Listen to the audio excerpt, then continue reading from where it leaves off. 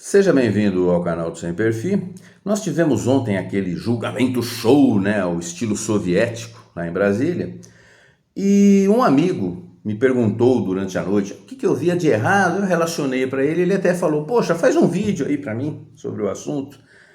Seria desnecessário, porque eu venho falando desses erros todos, né, por anos já. Eu até apelidei o atual estágio do direito brasileiro de direito Star Trek, direito de ficção científica, que ele vai sendo editando por conveniência a cada momento. Então, como ele me pediu, eu vou fazer o vídeo, né? E eu vou tentar ser o mais sucinto possível. Eu vou relacionar aqui 7 nulidades totais aí, né? 7 erros básicos que revestiriam de nulidade qualquer processo dentro do direito normal, talvez não no direito Star Trek. Então, fica para a posteridade, né? Pelo menos daqui a alguns anos, quando a normalidade jurídica for restabelecida e tudo isso for anulado, alguém pode ver e falar assim: poxa, esse canalzinho pequeno, de pouca penetração aí, teve esse vídeo que teve aí 300, 400 visualizações, mas ele estava falando exatamente isso, né? Mas vamos lá, vou tentar ser sucinto, porque senão o vídeo vai ficar muito longo. Então, o primeiro caso de nulidade, o primeiro absurdo que a gente vê é o vício de origem, né?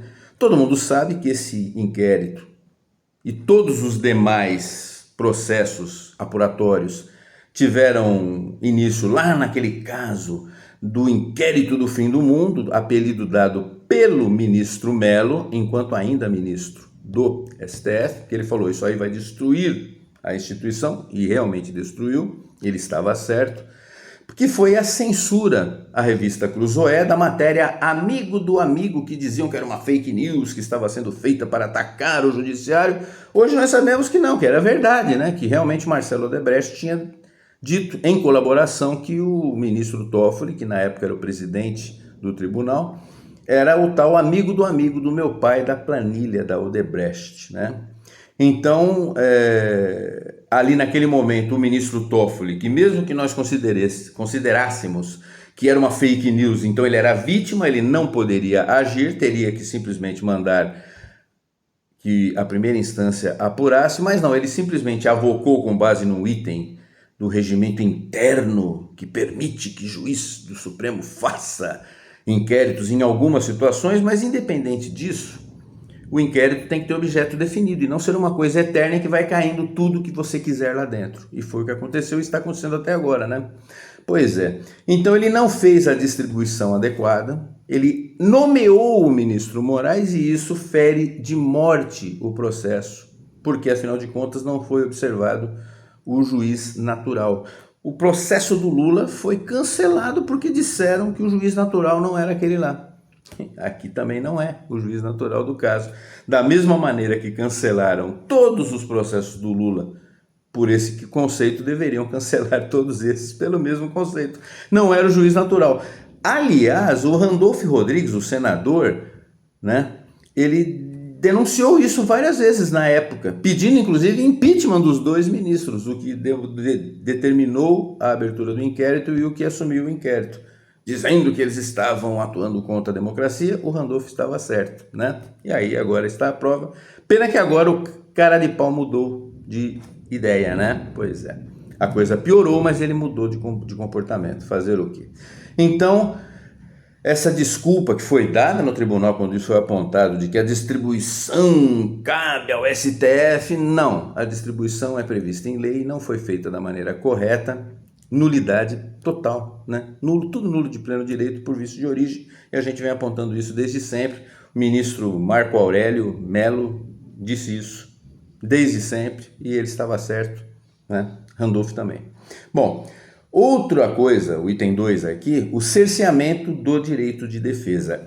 O direito de defesa tem que ser amplo, geral e restrito. A defesa precisa ter acesso a tudo que consta do processo. Tem até um jargão que fala que o que não está nos autos não pertence ao mundo dos vivos. Ontem eu vi alguém usar, um dos ministros usar o jargão de maneira errada. Ele falou: o que não está na denúncia não pertence ao mundo dos vivos. Não é bem assim não, né?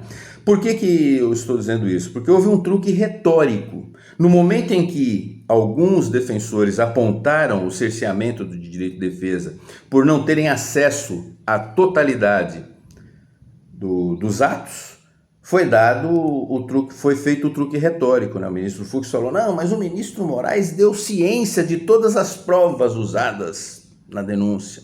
Não, isso não é acesso pleno aos autos. Tem que ter acesso a tudo, tudo de maneira generalizada e não apenas aquilo que foi usado para a denúncia. O que foi usado para a denúncia é exatamente aquilo que a PGR, no caso, entendeu como útil para tentar tornar os acusados réus, né? Mas o material bruto pode, inclusive, demonstrar que existem provas que provam e evidenciam a inocência. Então não tem jeito, né? Não é só dar ciência do que foi usado para a denúncia, tem que se dar ciência de tudo. Ao assumir que foi dada a ciência apenas do que foi usado para a denúncia, o processo se reveste de nulidade por cerceamento de defesa. Isso é tão óbvio, né? Dá até vergonha ter que falar isso aqui, tá bom? Pois é. Aí vem a suspeição, que é o item 3. Olha, avocaram ali a suspeição ali naquela turma do ministro Zanin, do Dino e do Moraes, e por óbvio, né? O Zanin era advogado pessoal do Lula até alguns dias atrás, fez ações no passado contra um dos réus, no caso Jair Bolsonaro, ação processual contra, ou seja, interessado talvez no assunto, né? É um dos casos claros de suspeição, de impedimento de juiz. O ministro Dino é parte do processo, era ministro da Justiça. Na época, houve o caso do desaparecimento das imagens, declarações feitas por ele. E então, não dá para negar. Ele é parte, inclusive, do processo, do tal 8 de janeiro, né? E o ministro Moraes não tem nem o que falar, ele chega a ser vítima, ele aparece até como vítima, né? Não dá para negar que ele é parte do processo, né? E foi feito um pedido de impeachment lá atrás contra ele, feito por uma dos atuais acusados, né?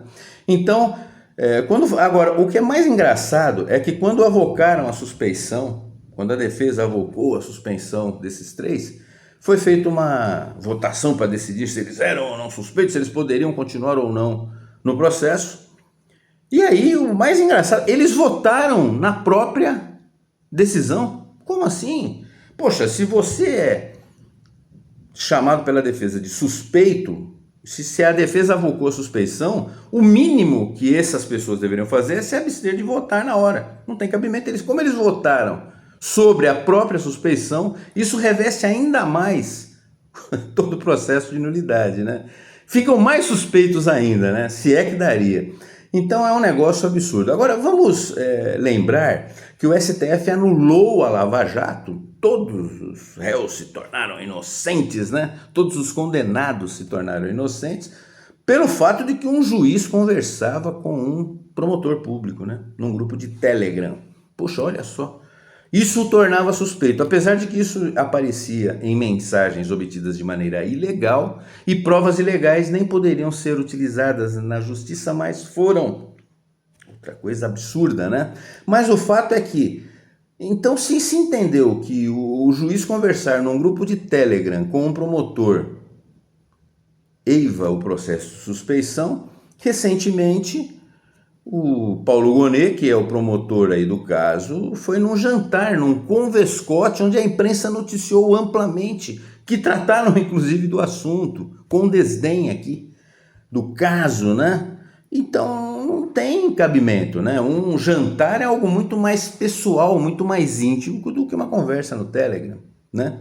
Recentemente, o amigo do meu pai anulou todos os processos do Palocci por causa disso. Olha, eles conversavam no Telegram.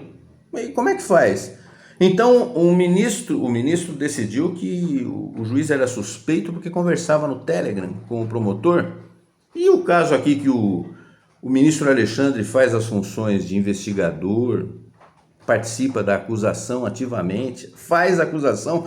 Quando a PGR não decide acusar, ou quando a PGR manda arquivar, ele fala: eu vou manter o processo, ele mesmo faz a acusação. Então ele é ao mesmo tempo investigador, ele é o policial, ele é o promotor, ele é o relator e ele vota. Isso já foi apontado várias vezes. E ele ainda é vítima, né? Nem a Santa Inquisição Espanhola foi tão absurda, né? Então, o princípio isso fere de morte, né, o sistema acusatório, né?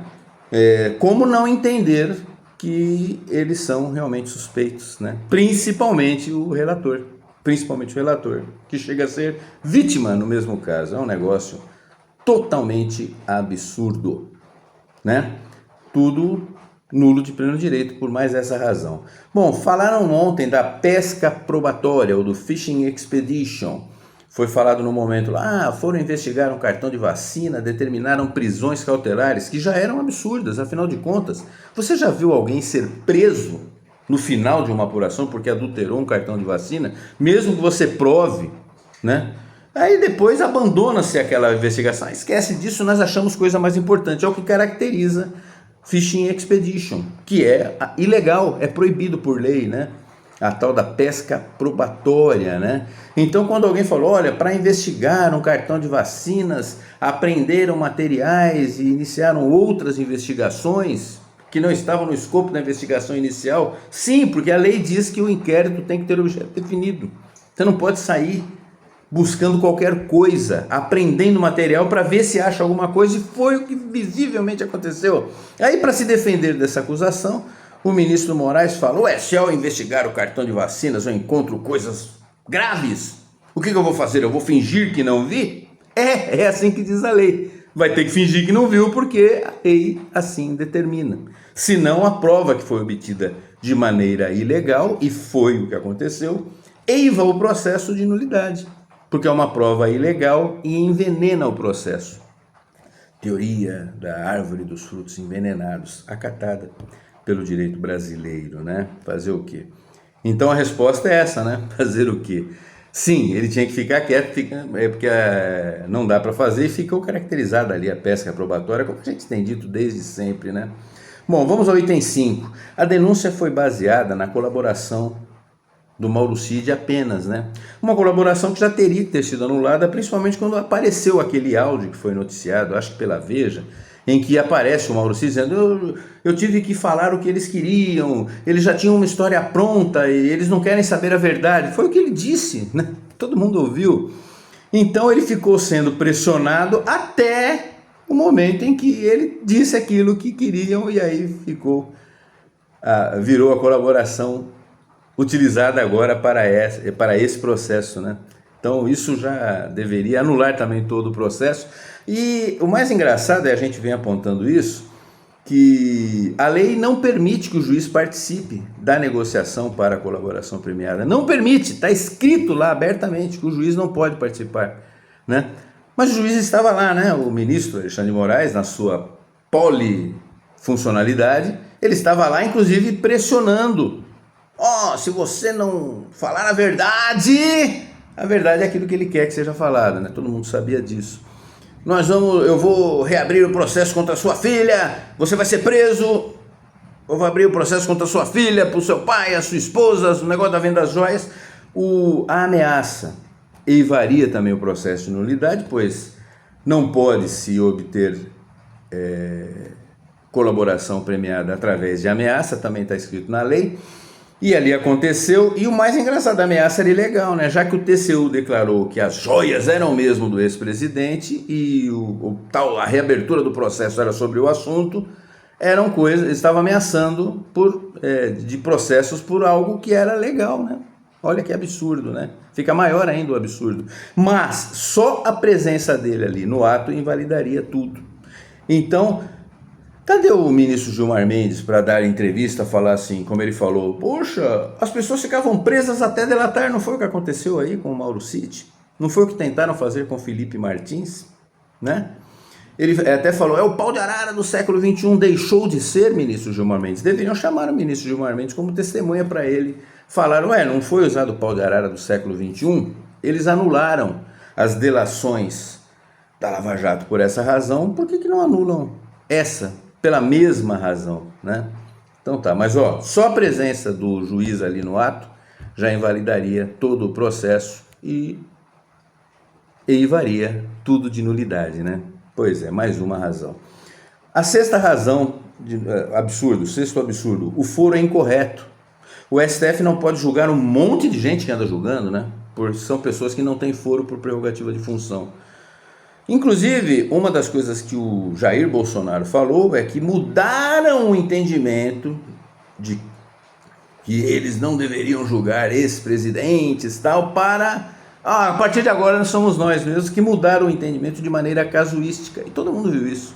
Foi feita uma mudança casuística, uma mudança política, e tribunal não pode ser político, para julgar o ex-presidente, e tá. Só isso já é um absurdo, mas vamos aceitar então que ele deveria estar sendo jogado ali. Em caso de pessoas com foro por prerrogativa de função, você tem que levar o julgamento para o pleno e não para a turma. Foi a dissidência, inclusive, aberta pelo ministro Fux. Quando o ministro Moraes falou, não, já é entendimento pacífico, e ele falou, não é tão pacífico assim não. Se não tem foro, vai para a primeira instância. Se tem foro, é para ir para o pleno. Ele foi vencido na votação exatamente pelos votos daqueles ministros que teriam que ter se autodeclarados suspeitos, pois suspeitos são, e deveriam estar impedidos de estar ali pela lei. Mas aí esses votos fizeram a diferença e o voto do Fux ficou para trás. Isso pode gerar muito problema no futuro, né? O Fux tocou no ponto correto. Não tem foro por prerrogativa de função. Estão julgando muitas pessoas, né? Sem foro. Mas se tem é para ir para o pleno, não foi o caso. A divergência aberta pelo Fux é problemática, né? E o último detalhe aqui, o duplo grau jurisdicional. Num determinado momento foi tocado no assunto e o ministro Moraes falou que não, nós podemos substituir o duplo grau jurisdicional porque a decisão será colegiada. Não existe nada na lei que diga isso, né? O fato de uma decisão ser colegiada não faz com que isso libere o duplo grau jurisdicional, é outro absurdo. Bom, então, resumindo, eu relacionei essas 7, eu vou parar por aqui. Eu poderia relacionar mais problemas. Vou parar aqui no jogo dos 7 erros, que já tá bom, né? Qualquer um dos detalhes apontados já tornaria o processo nulo de pleno direito. Os 7 juntos é um negócio absurdo. O dia que a normalidade jurídica voltar, isso tudo vai ser cancelado.